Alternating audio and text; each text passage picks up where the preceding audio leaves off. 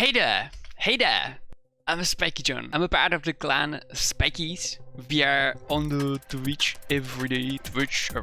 This is the series Let's Master. Today we will be mastering the game which is called Nova Drift. The game itself is a rogue-like space shooter with action RPG elements. It's been in development for the 4 years. It's made by the one sole creator, who's called Jeffrey Nielsen, who calls himself Chimeric, which is his company that he made. And he made the coding, art design, even some parts of the music, right? And the idea maker. So music here is done by Miles Stillman, who is from the Pixel Drum.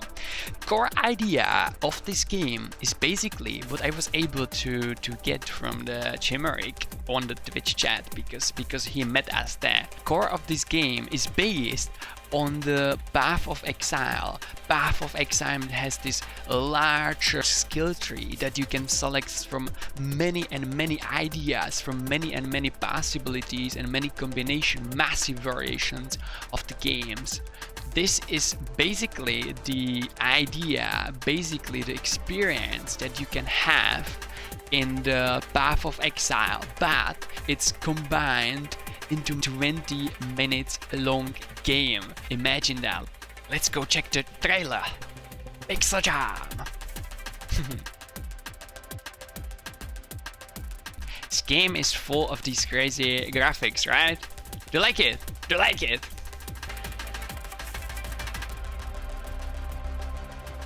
Wow. Nova Drift. Speaking about the setting, there are 3 that are definitely necessary to check out. It's auto deploy drones. This will help you with the game tremendously. There's also disable screen shake and flash. Also maybe reduce the effects a little. Speaking about game controls, I believe it's a must to change the fire and the thrust. Definitely get rid of that. Get rid of that. Get rid of that. Get rid of that. Remember this, QWART, or maybe set it as 1, 2, 3, 4, 5. Let's talk about start.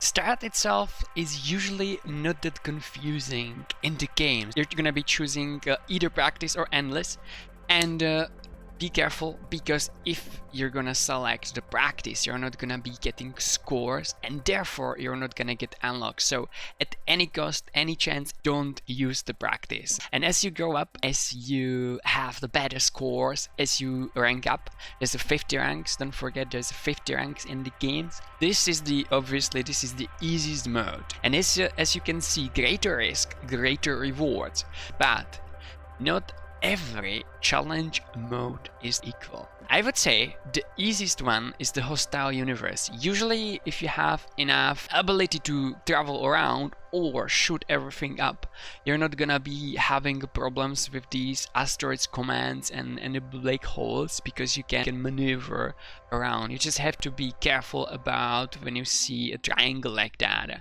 So I would select, I would select this one as the easiest. Then the next easiest is the enemy territory. Danger zone could be okay if you have a strategy where you will be spamming a lot of the attacks, or where you have a really big army like that. Then another, and those two are very hard, and it's elite enemy, and then the hardest is the nemesis. This one alone is pretty much the same hard as these two. But if you're not able to get to the boss, then maybe this could be some score plus for you. It really depends, but all of them is crazy, and some of those, and the nemesis is extremely. So I would say these 3 are handleable, are possible to play, but this game is gonna be difficult for you at the first. It's a crazily difficult game, because the randomness is always at least slightly gonna screw you up like that. So these here are all the possible unlocks that you can have in this game. We can separate these unlocks into the 3 categories. If we are talking about the base gear, basically you have weapons, right? You have the bodies, and you have shields. If you're speaking about the weapons, these are the weapons that you're gonna have since the beginning, since the real beginning. As you go up, you're gonna get some of the weapons for the growing itself. It's gonna be 3 more weapons. It's basically 3, 4, and 3. So 4 new bodies and 3 new shields. For the new bodies, you're gonna get Hullbreaker, which is really good to pushing enemies, like crashing into them. You're gonna get a Battery, which is really good for spamming strategies. And you're gonna get Architect, which is interesting for making an army of constructs if you're going for the quality over quantity. A Researcher is the one that will help you get XPs real fast and is also the latest one. Talking about, so we have these buddies, right? They usually have the Assault, Stealth mode, which is kinda like Assault for the patient guys. You have a Sentinel, which is the mode when you have a lot of ability to survive because of the shields, and you have the Engineer, which will help you to grow as an army if you are going for the constructs, either basic, standard, or advanced ones. Speaking about the shields, you have the standard one, but then Halo, Temporal, which will gonna slow the things around. You're gonna get the Reflect and the Warp. All of these shields are gonna slightly change the color of your weapons and of your ship, and it looks amazing. Then you have AMP, Bastion. I love the Bastion, especially if you're going for the Hullbreaker and Helix. Talking about the possible strategies, I would say usually you have the pure attack when you concentrate or attack in the direct range in the most possible damage that you're going to do in front of you. Precise attack like sniping strategies or railgun strategies and that. Then you have attack spamming, which is usually connected with the torrent or the flag, or it could be anything else, but the torrent and the flag are really good for it. I love torrent because the torrent, firstly, it looks amazing. It will spread up all the bullets, projectiles around, and it just looks amazing. So this is another viable strategy. And then you have a pure defense or crushing others, and then building an army.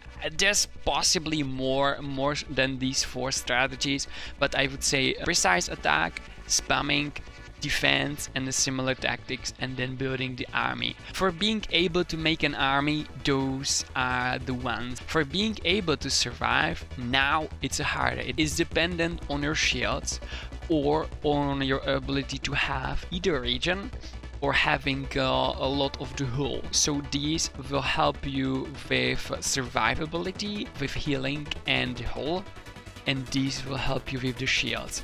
But be careful, because for example this rapid deconstruction will remove the shield, so not every addition to here will help you. This Omni shield will also reduce the total hull strength, so it can kinda screw you as well. So be careful when selecting those. Speaking about the base mode trees here, I would say what I loved in the most and what was always the most damage for me, but I like the attack spamming techniques. So it was the Fusillade and these whole trees, like basically everything that is adding the weapon projectile. And there's many of those who can add the weapon projectiles, and this tree will help you with that because it's +2 weapon projectiles and plus another one here, but it will also double the base ones. So for example, if you have this torrent, which has basically the 8 projectiles at the core, this is gonna be 2 times 16, so it's gonna be 16 plus 2 and plus 1. It's gonna be 19 possible projectiles around, if I'm counting it right. Yeah, you can have additional projectiles from Convergence. Also, this is +2. Speaking about this velocity, this will speed up your damage, and also Incarnary Strike is amazing. Speaking about Rapid Fire, will do something similar. Speed up your things. You can make the bursts. You can get the stacks, but I don't like the siege weaponry. I never found a viable tactic when you can do a lot of the damage, like basically every time you're damaging others, you're damaging as well And I never liked this one, so I would not recommend you using that if you're not expert in this game. Talking about the magnitude, that will add the amount and possibility of the spamming, and also it will slightly add the blast radius. I love the blast radius because basically what it does, it's adding the damage to around. So if you have the spamming strategy and you're adding also the blast radius, it's gonna tremendously stack up. So definitely this magnitude, and with the magnitude you also have the blast radius from here, like a plus 20 plus another 10. This is gonna reduce, but will improve the damage. So it's worth it for many. Guidance will help with the targeting, and I believe it's the only one who will help with the targeting itself. It's gonna help for some, but the targeting itself, here is not made it's not made automatically in case of the projectiles itself. If you want to have automatic targeting and everything, you should go for these. And speaking about these, I would say mines are very underrated, like automatic mines, and basically what it does, it's dropping the mines where you are currently, and this could do tremendous damage without you even knowing. So don't underestimate these. Speaking about the drones, I would say assault drones are way better than the defense ones. They can do tremendous damage. You can also change between the formations here, and even this pursuit and battalion can help you for survival, for being able to survive from the others, even if you have the assault drones. This could be viable strategy in case if you have some damage from these. Speaking about the ally is basically it's advanced construct. It's basically something similar like the standard ones, but it's making way more damage, and also this damage here is dependent on your own ship.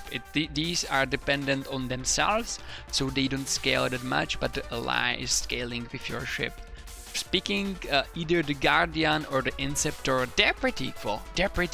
This one is actually really good at your own survival, your own ship survival, and the Inceptor is actually really good at killing. This ally leads to choosing either Guardian or Inceptor. Also, these drones lead to choosing either assault or defense drones. You can't have both, so be careful about that. There are also some of the mods that reduce your ability to survive, as you can know, and basically look at the red things, because if you see something red, like for example this one, it can screw you up with your strategy. So be careful, don't just mindlessly go for the mods. Speaking about the mod trees here, those are the unlockable ones, right?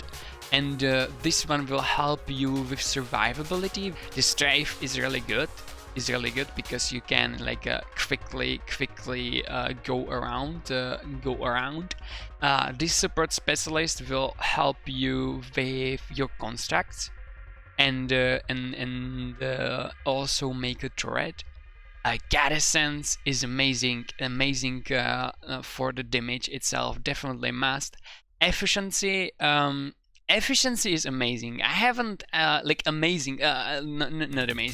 Efficiency is interesting one. I haven't used that one that much because I usually am like constantly firing, so I don't use this one. But it can add up when you are not thrusting and when you are moving and etc. It's just it has a complicating things, but can help you. What I love here is the adaptive armor. I believe this can help you so much. Speaking about the skirmish, I haven't used that much as well too, because usually the cry strategies led me to just dying, but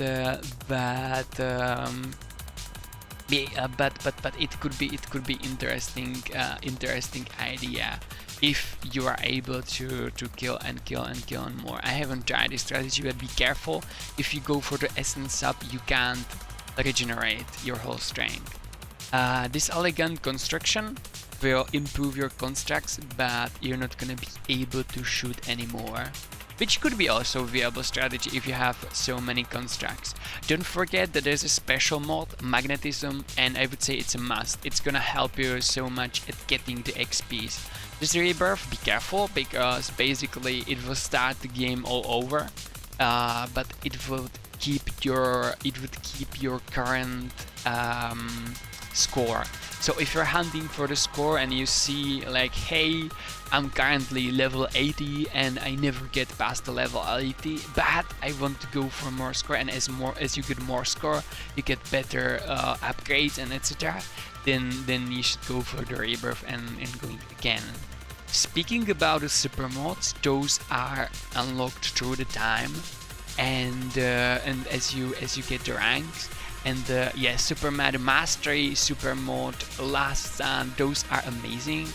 But also be careful about the mods that are reducing your abilities. Like for example, Hidden Power will make your weapon to have no effect, and also your constructs don't have the shields and etc. There's some that can nearly kill you. There's a lot of those. Be careful. Yeah, I'm gonna show you all. There's a lot of those. And they have a different strategies in here. You can get like this one is cool for the construct ones, right? But a lot of the super mods will reduce your ability to do something, so they're like forcing you to specialize in something. Like for example, this will change your shield durability and etc. I would say super mods mostly are benefiting for the construct strategy. So I would say as you grow more and more in this game, you will go for the construct strategy like that. Dying Star is really interesting, but you're also getting some damage, so it's kinda forcing you to get the more and more health, which could be a problem at some points.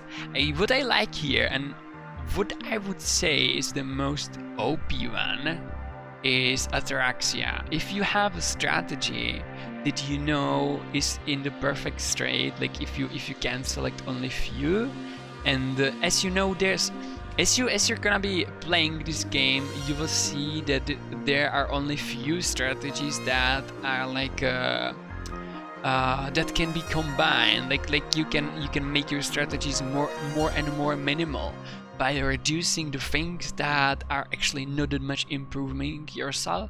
And I would say I like this one. Like, it looks like nothing, but as you grow and grow and grow and grow and grow and grow, Ataraxia can help you so much. Sadly, as you can see, these super mods, these are unlocked from the top to the bottom. So Ataraxia you can get as the last one, and this is for the 50 rank in this game.